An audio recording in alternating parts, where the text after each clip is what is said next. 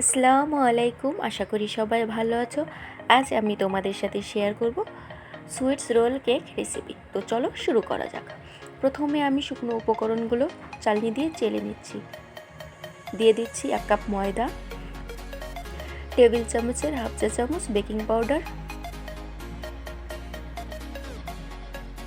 1 চিমটি লবণ।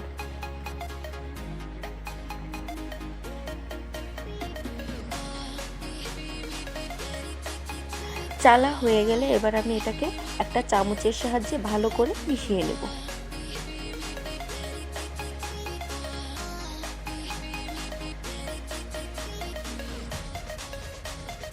মেশানো হয়ে গেছে, এবার আমি এটা একটা সাইডে রেখে দেব।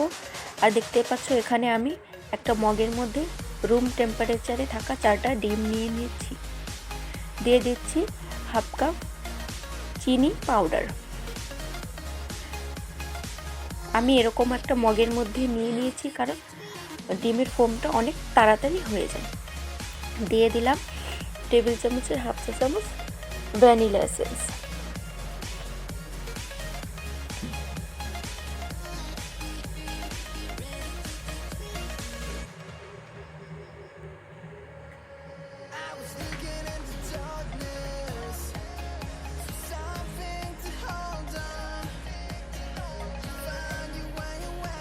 আমার ডিমের ফোমটা প্রায় হয়ে এসেছে। এবার আমি এটাতে 1/4 কাপ রান্নার তেল দিয়ে দিচ্ছি।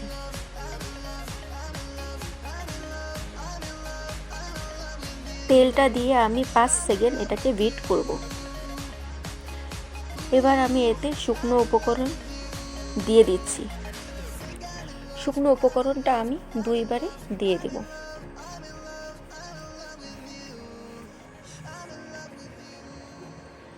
আমি এই ইলেকট্রিক বিটারটা দিয়েই লো স্পিডে বিট করে নিচ্ছি। আপনারা হ্যান্ড বিটার অথবা চামচের সাহায্যেও মিশিয়ে নিতে পারেন।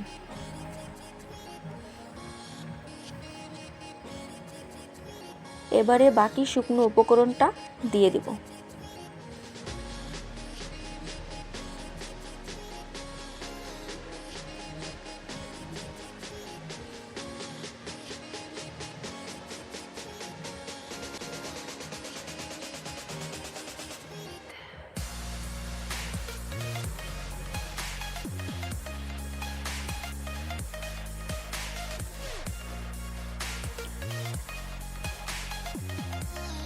আমার ব্যাটার একদম রেডি হয়ে গেছে।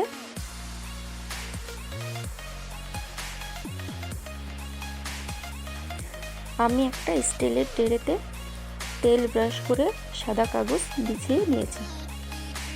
এবার আমি এতে ঢেলে নেব।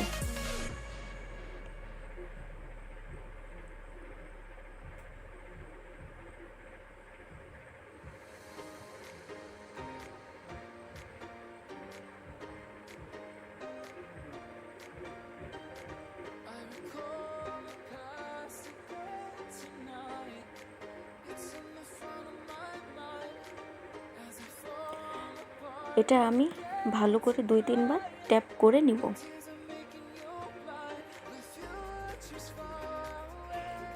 আমি কেকটা চুলাতে বসিয়ে দিয়েছি। দেখো আমি এই ট্রেটার নিচে আরও একটা বড় ট্রে দিয়ে দিয়েছি।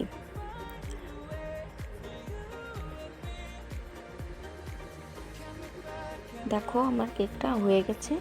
30 মিনিট সময় লেগেছে আমার এই কেকটা হতে। এবার আমি কেকটা নামিয়ে নিলাম। দেখো একদম ওভেনের মতো সুন্দর একটা কালার এসেছে। এবার আমি এই কেকের ক্রিমটা রেডি করার জন্য নিয়ে নিয়েছি 200 গ্রাম বাটার।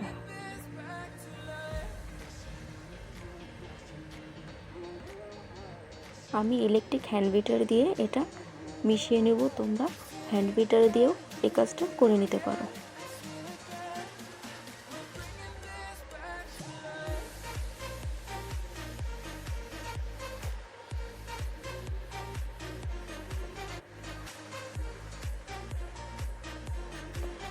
এবার আমি এতে দিয়ে দিচ্ছি চিনি পাউডার 3 টেবিল চামচ।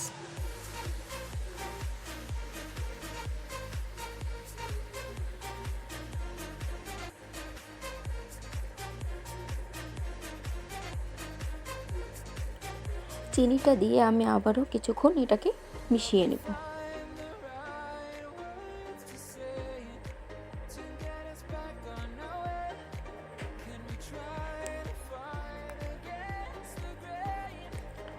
সাইড থেকে আমি চামচের সাহায্যে মাঝখানে এনে দেব।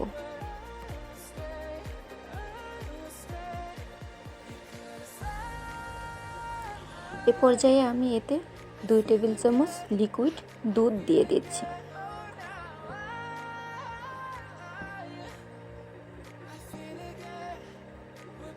দুধটা দেওয়ার পর দেখুন আমার ক্রিমটা একদম হয়ে গেছে।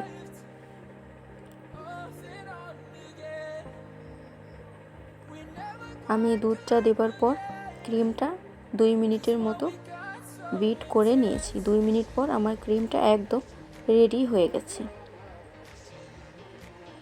এবার আমি এটা কেকের উপরে দিয়ে দেব।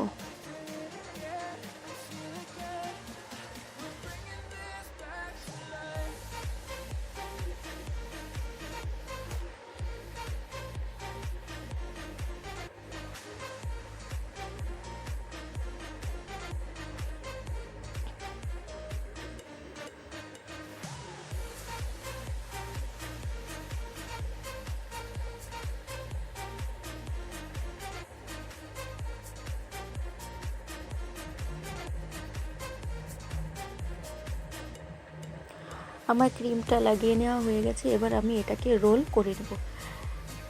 দেখো আমার কেকটার যে ব্রাউন কালারটা হয়েছিল সেটা আসলে ট্রেতে নেওয়ার পর ট্রের সাথে লেগে গেছে এবং ব্রাউন কালারটা উঠে গেছে। তো আপনারা যখন কেকটা কোনো কিছুর উপর রাখবেন, নিচে একটা কাগজ অথবা কিছু দিয়ে নেবেন, এতে করে ব্রাউন কালারটা থেকে যাবে। দেখো আমার রোল করা হয়ে গেছে। আমি একটা র্যাপিং পেপারের সাহায্যে এটাকে পেঁচিয়ে নিয়েছি এবং এখন আমি এটাকে ফ্রিজে রেখে দেবো 2 ঘন্টার জন্য। 2 ঘন্টা পর আমি ফ্রিজ থেকে এটাকে বের করে নিয়েছি।